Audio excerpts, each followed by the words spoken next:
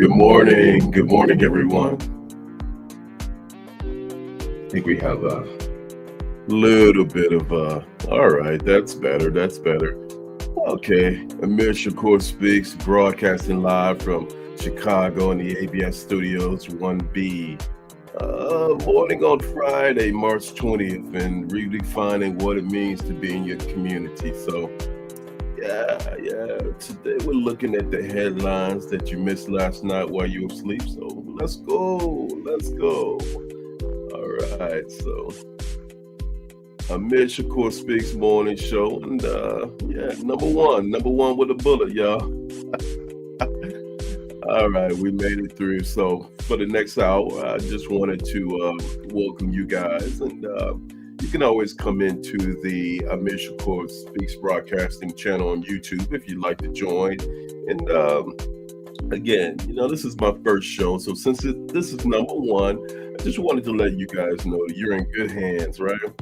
Deep background and understanding of civil rights, specifically based upon a platform that's with me coming from radio, former journalist with the Huffington Post, and some people call me King 7, and I like that too. So, if you want to just say Amir, that's fine as well. Like I said, you're in good hands. Author, activist, motivational speaker. Wear those things interchangeably. But for now, I'm here. I'm your host for the morning show, and that's going to be every morning from 7 a.m. to 8 a.m. So, all right. So, under the Amir Shakur Speaks brand, I produce content based upon motivational, innovative encouragement, personal life stories, historical reflections, and that's what we do. So, the themes are persistence, resilience, discipline, and, encouraging others to push. And I think it's a good start to the morning. So thank you for joining me, those who are watching, and thank you for being a part. And, a little bit more about me. I'm the founder of Freedom First International. And again, we have the Amir Shakur Speaks brand. So, I'd like to thank you. And from my standpoint and my team's standpoint, it's about drawing from real world experiences. And, we just want to have a standard. And when it comes to social justice work, it's about accountability, civil, social, government, interchangeably. So, all right. So, just wanted to start off today's show with on a positive note. So thank you again. And if you guys want to drop me a line, please come into the chat room at Amir Shakur Speaks broadcast channel on YouTube, or you can follow me on Facebook. So there it is. All right. So today we're talking about the featured story today is the U.S. military service members have reports of a massive refusal, right, to follow Donald Trump's orders regarding Iran. This could be the largest, the biggest, the largest, the greatest military insurrection in history. And Trump's command is crumbling, y'all, as soldiers take a stand against the war in Iran. And if you do stand with the troops refusing to follow Trump's orders, let us know what you think. Again, if you want to drop a line as of now, or if you want to go on the chat, and you can go in at any time. It's going to be the Amir Shakur Speaks broadcasting channel. And we're here. So the feature story: the United States military service members have a legal obligation to obey orders and a duty to refuse orders that are manifestly unlawful. The principle is it's rooted in the UMCJ, something as a prior service person that I know very well. It's called the Military Code of Justice. I want y'all to say that, Military Code of Justice, or UMCJ. And it dictates that just following orders is not a valid defense for committing a crime. And some folks are saying, and this is a growing contingent of people, that a lot of the things that are going on are crime, right?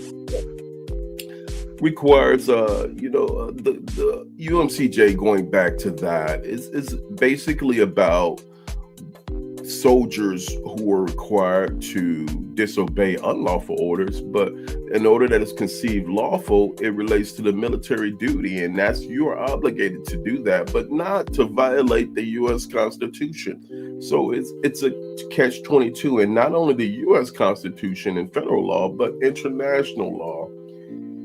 So, with that, the UMCJ also states that there's a duty to disobey an order that is manifestly illegal.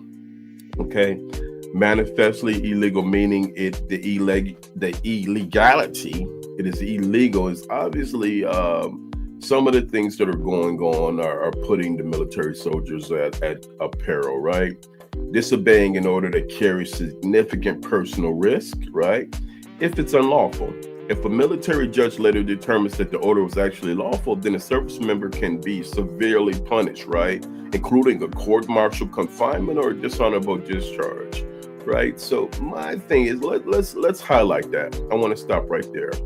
So a military service member can be severely punished if they disobey orders, right? So let's talk a little bit about that. I think it's an important juncture in where we're at, but let me put that up on the screen. So a member can face that's a military service member can face severe punishment, including a court-martial confinement or dishonorable discharge. So does that mean even when the orders come from the President of the United States of America? So what are the examples of unlawful orders, right? Directives to commit war crimes, such as internationally targeting civilians or killing prisoners. Does that factor in? Interesting question, right? So let's talk about it, right? I wanna go to CNN, and let's just talk about the targeting civilians piece, and we'll show a little bit about that piece, and then we'll come back and we'll talk about it a little bit more. But keep in mind that, again, there's a growing segment of the community around the country and in the military, which is what we're talking about, that specifically have said that, this Trump war and some of the things that have been done prior are definitely illegal. So let's listen in, CNN. And Monica, last topic I'll get to here. We're learning about another strike against more alleged drug boats near Venezuela. What else is the administration saying about that? And we have some more reporting as well. Yeah, we have seen many of these, obviously, in recent weeks, and the Department of Defense has put out a new video of these latest strikes that they say took place yesterday on December 30th. And they say that in the course of this, the first strike did kill some who were aboard these vessels. Certainly the first one, they say they were killed in the first engagement. But what's interesting and notable here, Kate, is that they say the remaining, quote, alleged narco-terrorists abandoned the other two vessels, jumping overboard and distancing themselves. So it's unclear whether they survived that or whether they didn't. Remember, that was a key aspect to the September 2nd strike, of which there have been a lot of lingering questions that bipartisan lawmakers have pressed the administration to share more information about. And still questions today, Monica, right, about whether the president mentioned some kind of an attack on land in Venezuela? Yes, a couple of weeks ago, it seems it's possible there was an attack on a drug facility on the shore of Venezuela, though that is not something that the White House is confirming in terms of who did the operation, whether it was the CIA or whether it was not. It was the president who shared that detail. But of course, if there is going to be military action on land in Venezuela, as the president has threatened, that is something that, if it amounted to an act of war, would require congressional authority, which is not something that the president has sought. We thank you for watching. And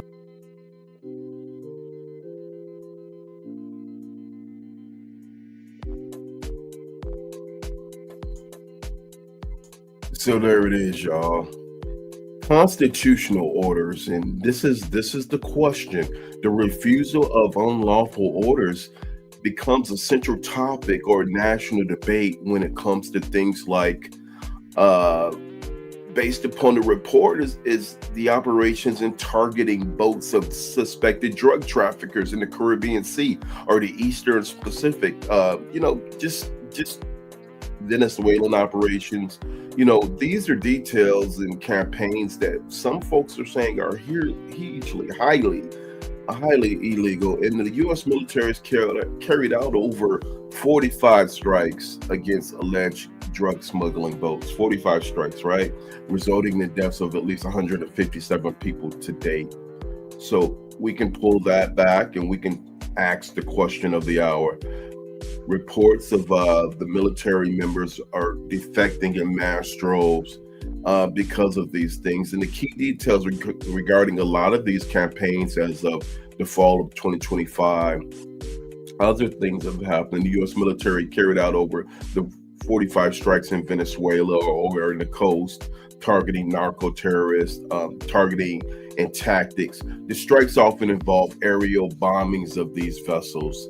And as we saw, the administration alleges that these boats were transporting drugs, especially naming the Venezuelan Tan Alagra gang, all right, sometimes shared in black and white aerial footage as we saw. So again, the question that if you're just joining, is military members are mass droves objecting to the orders being given by the Trump administration, and the controversy and illegality or legality of the human rights violations is growing. There are growing concerns. Human rights groups and experts have raised concerns about what it is that's going on. Illegal strikes, illegal orders to carry out operations that are highly questionable around the world, around the country, arguing that these represent extrajudicial or political motives and move away from the traditional maritime law and enforcement to military action, which is based upon principles of democracy. Do you think? What is your thoughts about it? I really like to know, what's going on. What do you guys think about the reports that they are confirming a massive refusal of U.S. troops to follow Donald Trump's orders regarding Iran? And could this be the largest military insurrection in history? Again, if you want to come into the chat, if you want to join us and drop a line, please feel free to come on to the Amir Shakur Speaks broadcast channel. Like, follow, and subscribe while you're at it. The United States military service members do have a legal obligation, as we stated, to obey lawful orders and a duty to refuse orders that are manifestly, let's put that in quotation marks, unlawful. The principle rooted in the UMCJ, the Uniform Military Code of Justice, or the manual, says that they can be court-martialed just for not following orders. Or is there a standard that says just following orders is not a valid legal defense for committing a crime? So UMCJ is very specific, and it requires obedience to lawful orders. They are not mandated to follow a constitutionally unlawful order. And then many times in the military past, as a soldier, if you did something that was unlawful, you could be punished, and your leadership could be punished, all the way up into, the folks who gave the orders. So, is there a duty to disobey? Is there a duty to disobey if an order is manifestly, right, there's that word again, illegal, meaning the illegality is obvious to a person of ordinary sense? A service member must obey it or refuse it, right? Is that where we're at now? So what about it? This war in Iran, the war that started roughly months ago. I mean, are we bargaining to an outcome that, we're seeing economic sanctions now. We're seeing oil prices go up. We're seeing a war that most people are starting to question. And it isn't just a local, but the international support is waning from other countries, from other allies. The Trump administration recently asked for NATO support, which will go in the days ahead. And the reports that support has been hugely, highly rejected. What is the catalyst? Severe economic pressure or shift in leadership that prioritizes a world dominated by a China style economy or a China Russia style economy, as opposed to, decline of American ideologies around the world. What are we seeing here? And then the televised summit in that we've been seeing, excuse me, the televised scenes and the war footage. I don't know if it's showing privilege to, or if it's paying homage to our cause. We're seeing oil fields being blown up. We're seeing things that are happening in Iran and abroad, back between Iran and Israel, Tel Aviv more specifically. But, does the greater world understand what the mission is? Has the mission statement clearly been shown around the world? And that is the question of the hour. That is the question that we have to ask. I believe that, our constitutional values have been subjected to peril.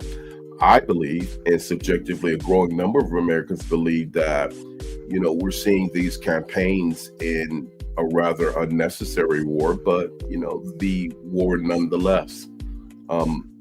Iran, a nuclear Iran, either now or 10 years ago, has it actually manifested itself? And do they have a right to own military, or do they have a right to own nuclear weaponry? Will they carry out, if they did own military weaponry in the form of nuclear weapons, will they carry out campaigns against the world? And that is the question. We haven't seen it because it hasn't materialized, right? So I'm reminded that if you are a person of democracy, and a lot of times the United States have participated in nation building exercises around the world, targeting and tactics around the world, which often involve things of concerning nature. I'm going to say it. Concerning nature. The recent removal of the Venezuelan president Maduro, for instance. And are we really sharing what American democracy is with the world? Are we sharing American diplomacy around the world? Are we sharing or showing the world more of a new form of American dictatorship? That's the question of the hour, right? That's the controversy of the moment. I'd like to know your thoughts. If you guys want to come in and, show, let your voice matter. Stand up and speak out. The troops have a right to refusal because he is one raging war. Okay, so what you're saying is that they have a right to refuse it because he is the one who's promoting this war. I think I agree with that to a greater or lesser degree, but unfortunately, the greater part is because, yes, it seems to be a one-sided narrative. And a lot of American citizens, including those, obviously, the growing segment of the military, are saying, what's going on here? What's the deal? Are we moving forward and showing the world democracy? Are we showing the world something else that exists inside the minds of the Trump administration, and why they're justifying what it is? Why are we really here? So if you're just joining, reports confirm a massive refusal of the U.S. troops to follow Donald Trump's orders regarding Iran. And this could be the latest military insurrection in history. Trump's command is crumbling. It's crumbling as soldiers take a stand against the war. I wanted to address go to another report, and I think this report is very necessary to show because, as we're following this conflict from an international basis, we're losing support from a lot of our allies or former allies, France, the UK, Canada, obviously, for various reasons. But a lot of them have stated that they are refusing to be a part of this war. I just want to go to another video from Glenn Kirshner, who's a political pundit, and I think he does a great job. So let's hear what Glenn has to say about it, and we'll come back. If you guys are just joining us, this is about the reports of a massive refusal of U.S. troops to fight the war. They've been standing down and refusing and objecting to orders. So let's listen from Glenn's standpoint, and I think he makes some valid points. So, friends, from soldiers standing up and speaking out, announcing that they will not obey unlawful orders, to the Trump administration continuing to murder people in international waters, to Donald Trump saying that he can deploy soldiers to U.S. cities and even the courts can't stop him.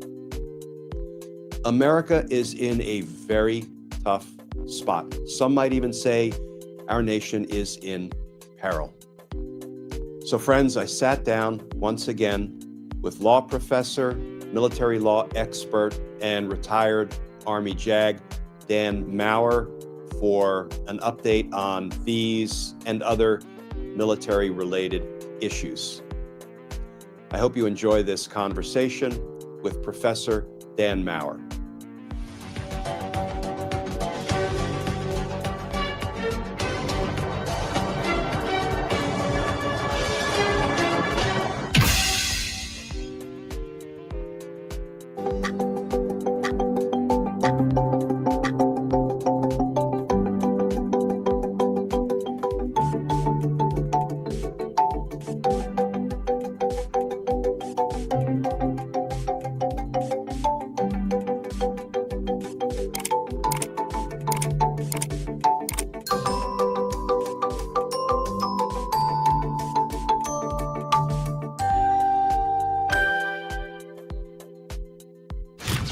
What's your favorite thing about your partner? She's funny. He's open-minded. Before we got married, we said the worst thing we've ever done. What's the worst thing I've ever done? What the? There's some drama. I was drunk.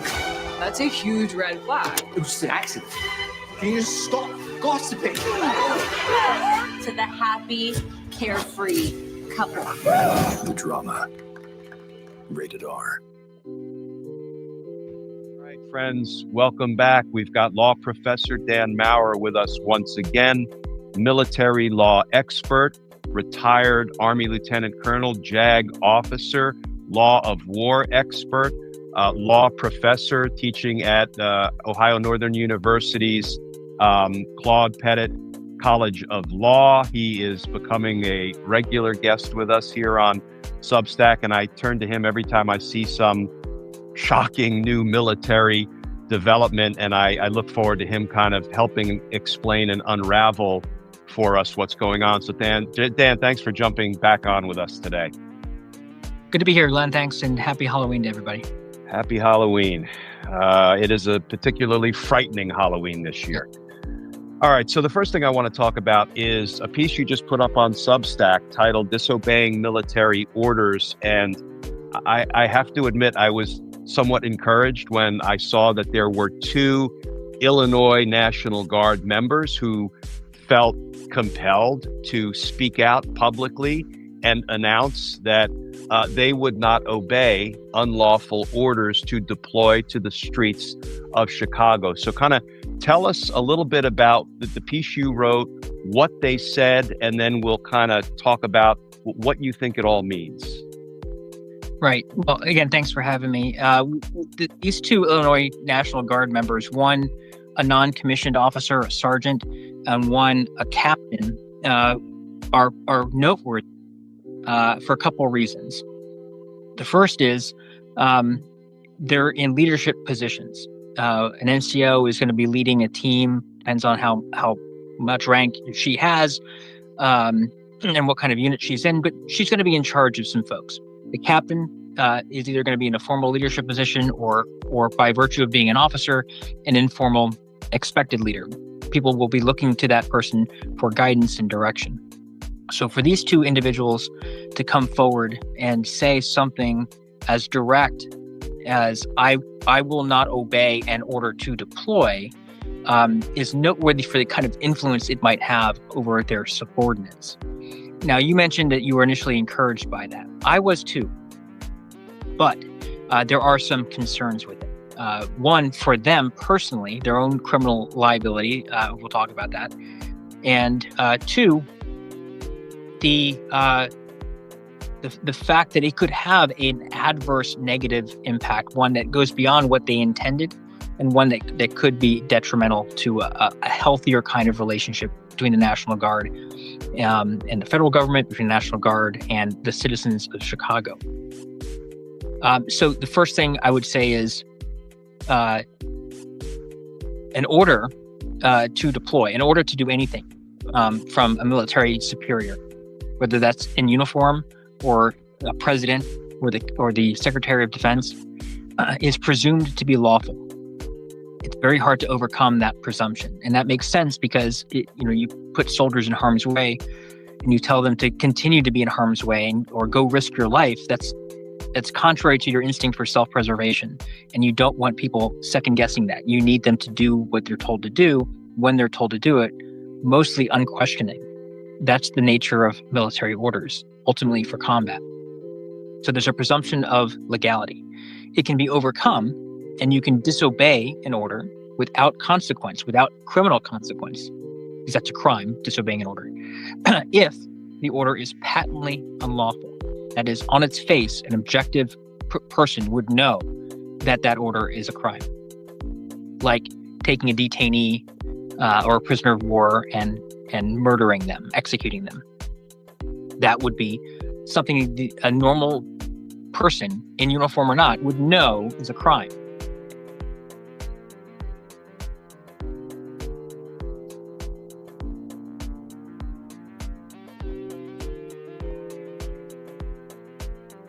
So let's talk about it and let's break it down. If you're just joining us, the question is, the military recent insurgents in what's going on around the world, the military is rejecting largely reports confirm a massive refusal of U.S. troops to follow Donald Trump's orders regarding Iran. And this could be the largest military insurrection in history. And Trump's command is crumbling, right?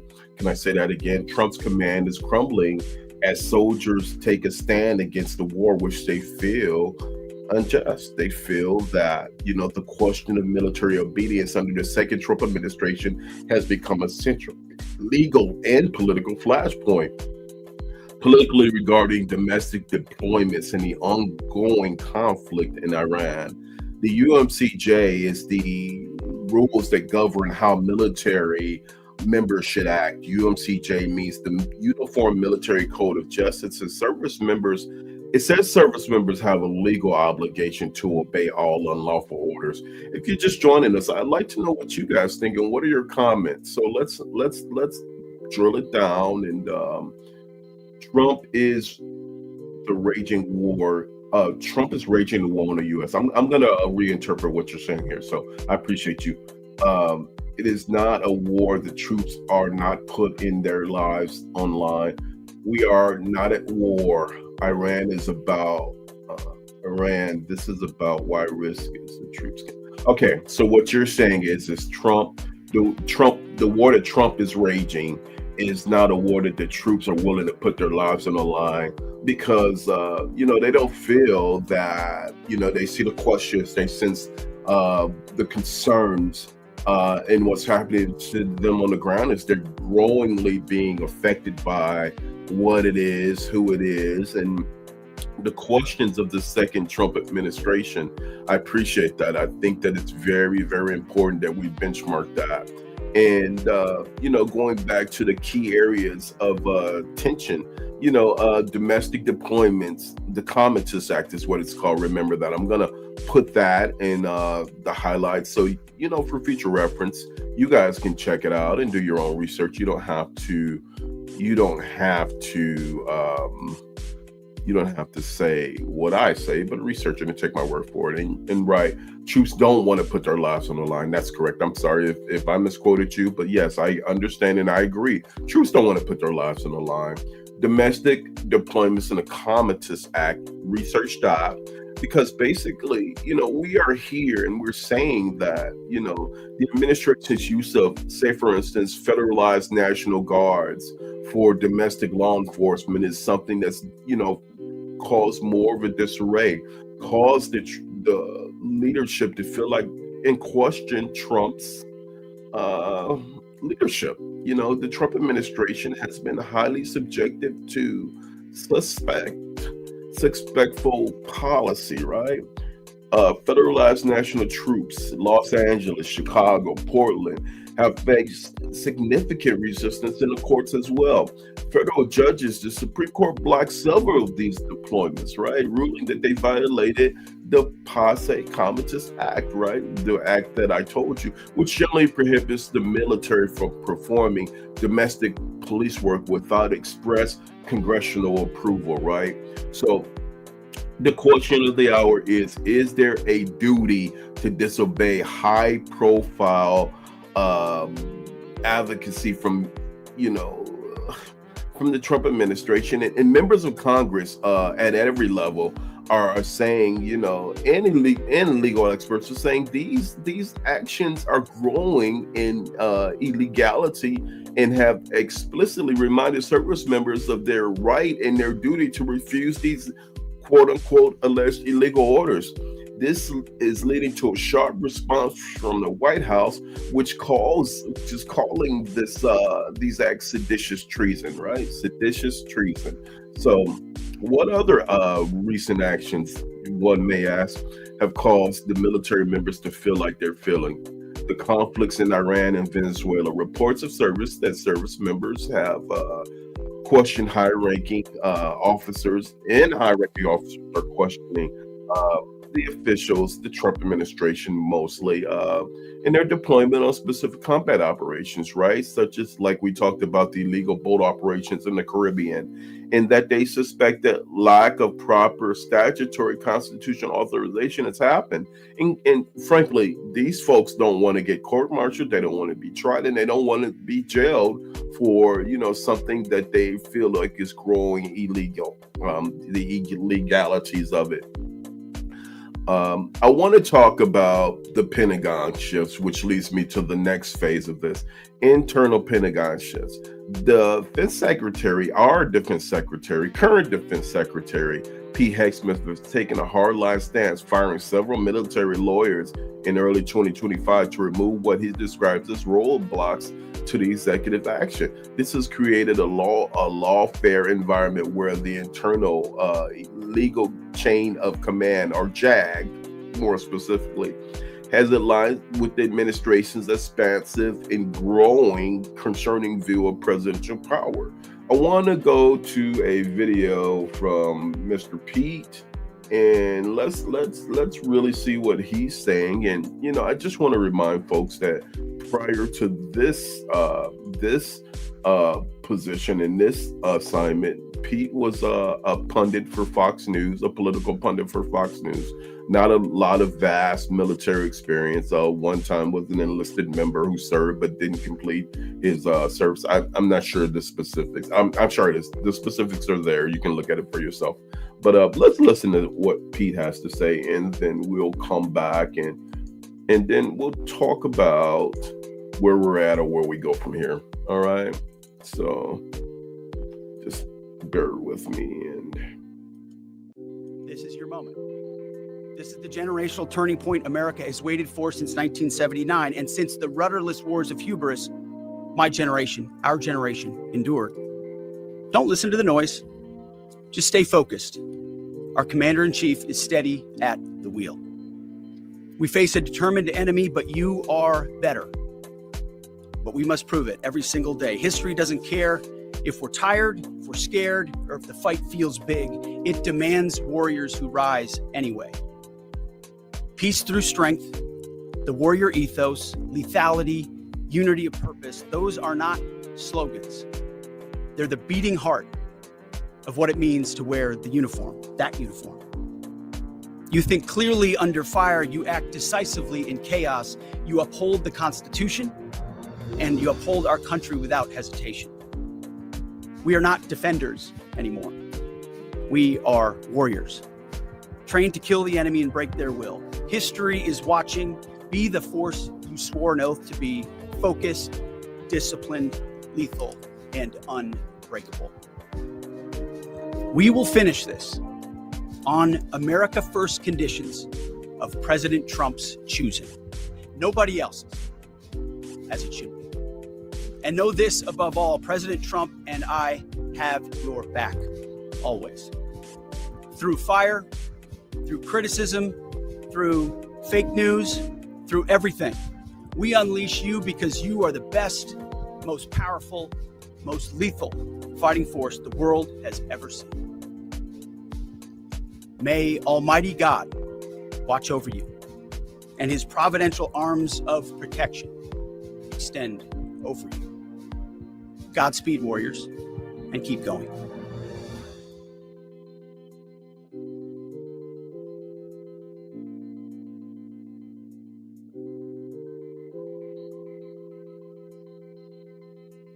So if you're just joining me, we are discussing largely the Trump administration's actions and deployments in the Middle East.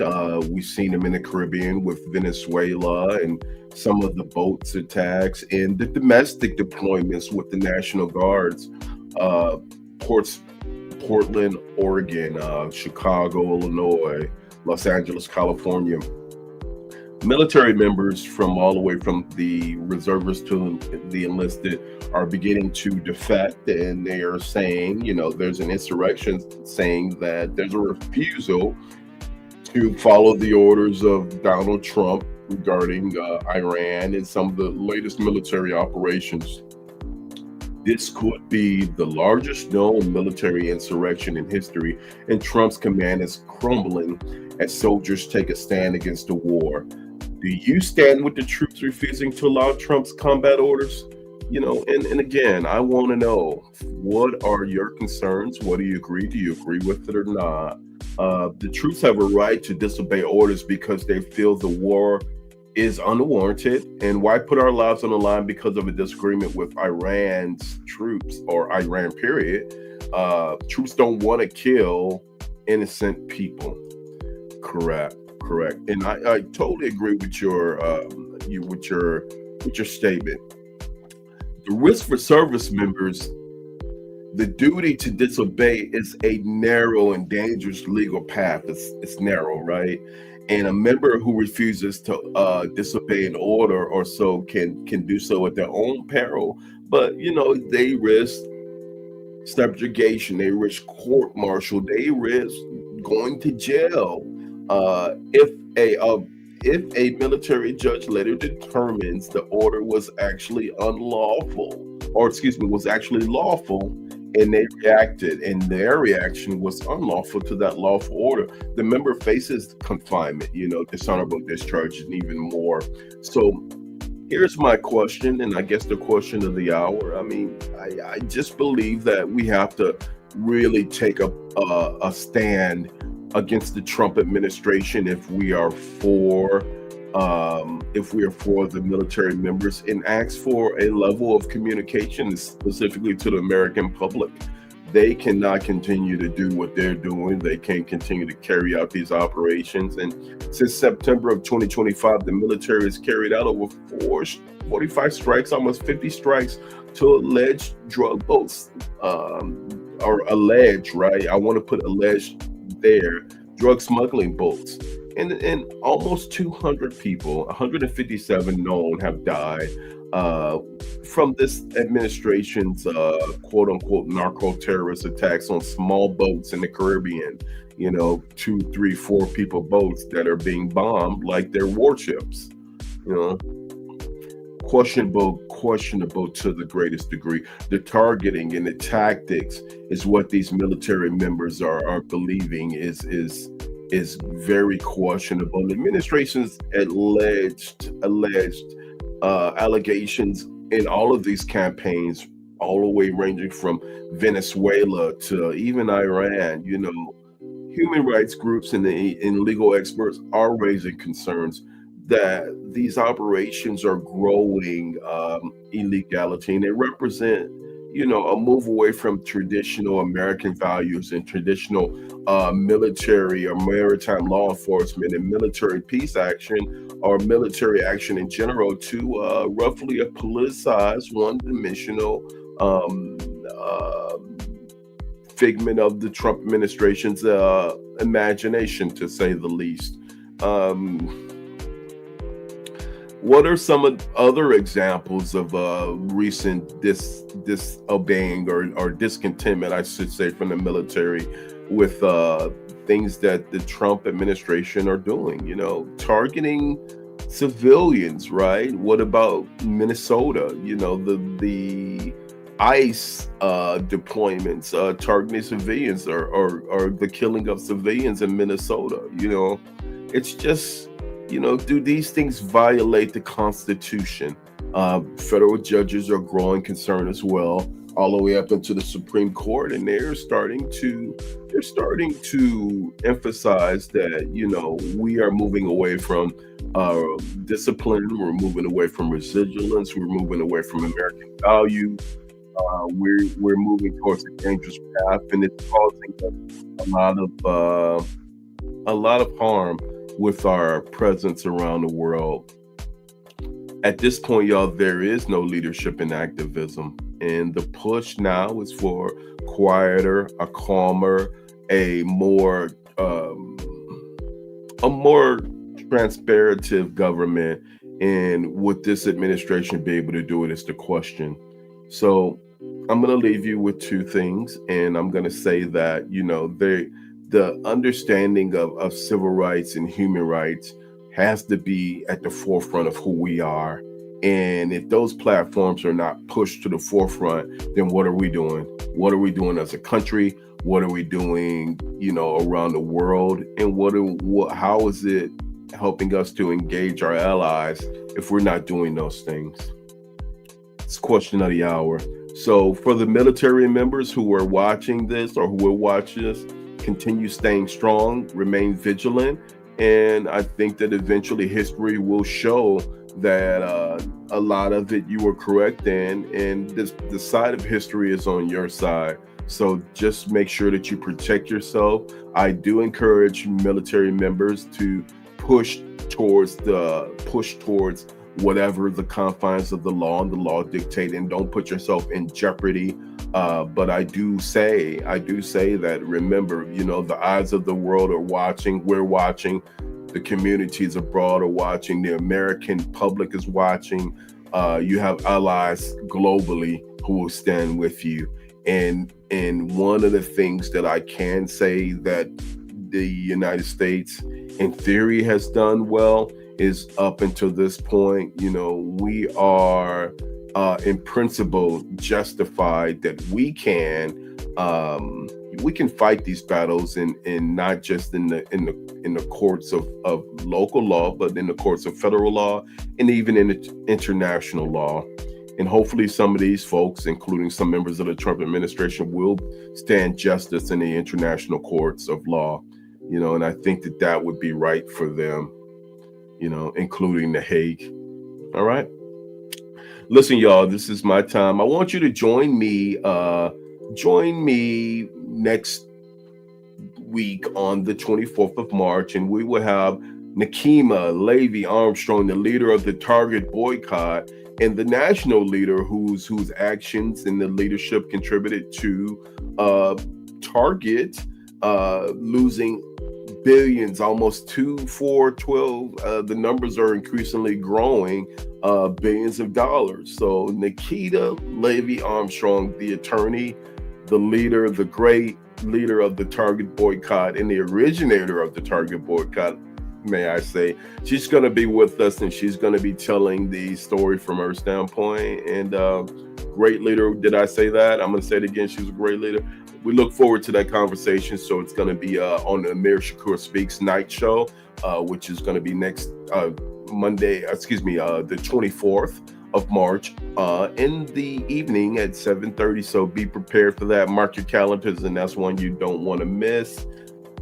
Thank you for joining the Amir Shakur Speaks morning show, and I appreciate y'all. If y'all have not follow and like, and definitely please continue to comment. And we wanna show the world that we are on the side of justice with this issue. I'll keep reporting it to y'all, and we're gonna keep bringing the good information through from a not just a urban perspective, not just from a current events perspective, from the perspective with information on doing what is right. All right. So I appreciate y'all, and it's my time. So I want to thank y'all for joining in.